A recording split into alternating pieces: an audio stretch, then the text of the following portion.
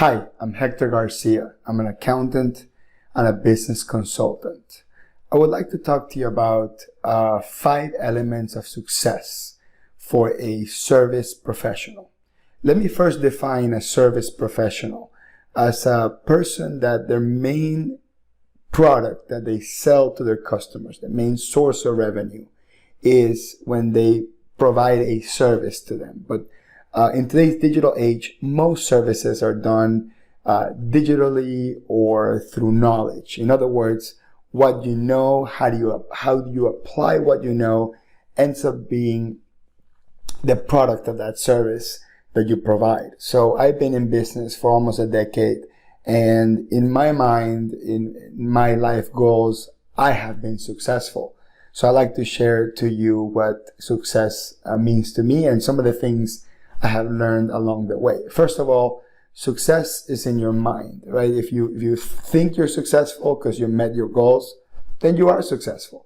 But I'm talking about from the context of having a thriving business, having growing customer base, you yourself personally growing as a service professional, growing your brand, and feeling satisfied with the work that you do. So that's really what I mean by success. Anyway, the 5 elements of success that I've learned, I've narrowed down to these 5. Number 1, talent.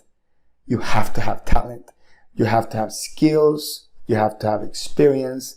You have to have knowledge. To be a great service professional, you have to, quote unquote, for the lack of a better term, you have to know what you're doing. And then as you grow, you have to get people in your team that also know what they're doing. That's talent. And you grow that over time, and people get attracted to it. When you're talented in what you do, when you're known as a specialist, as a thought leader, as a person that knows what they're talking about, people come to you. You don't have to go to them to get them. So talent is in my opinion, the number 1 thing that you must develop, whether it's your own talent as an individual service professional and the talent of the people around you. And you could also argue the talent of your customers. If you can increase your clients' talent, their knowledge, their experience, it's extremely fulfilling for them, and they're definitely going to want to continue doing work with you. Number 2 is technology. Today's age, you have to have the right technology. Most of services, I'm an accountant, so obviously, I'm in the numbers, computer, technical world. A lot of other service professionals don't really use much technology, but for the most part, there is some element of technology. And the idea behind me saying that it's an element of success is you have to understand the technology, know how to use it, pick the right one, use it the right way, and pick a technology that your client will understand, that they won't be confused by. Again, you want to look forward, you want to take a step forward using technology, but you don't want to go too far in terms of, you will lose everybody, lose your employees, lose your customers just because they don't understand it. So picking the right technology to use, whether it's email, spreadsheets, whatever, a weed whacker, right? If you're cutting grass, that's a service. But using the right technology, the one that helps you deliver your product, the one that works alongside with you and doesn't scare your customer, it's really, really crucial. Number 3 is relationships. Relationships are so important. The old adage that says it's not what you know, it's who you know. Well, I started with the first one saying talent is what you know. What you know is extremely important, but who you know really helps. Now, I would say 20, 25 years ago, before YouTube, before Facebook, Instagram, before the whole internet revolution, you had to know people to get your name out there. Today, if you know no one, but you have talent, people can find you. But what I mean by relationships are the deeper relationships that you build over time. If you're going to start your business tomorrow, you want to make sure that everyone you know, friends, family, ex-coworkers, anyone you ever interacted with, knows what you're doing, and you can leverage that relationship. Also, build relationships with people that help your business, referral sources, partners. Build strong relationships with your staff, with team members. with other folks that will help you along the way, maybe contractors, help you deliver that. And obviously, the single most important relationship you must create and deepen is your customer's relationship. Your customers must trust you. They must love you. In today's age, it's not enough to just do good work. People must love you, because there's so many things going on, and the attention is shrunk so little that sometimes it's easy to get distracted, see something else, see someone a little bit cheaper. And for your customers, sometimes your work becomes a little bit indifferent. But when they love you, it's unconditional. They're going to think about it twice, or they're going to chat with you saying, hey, I found someone else.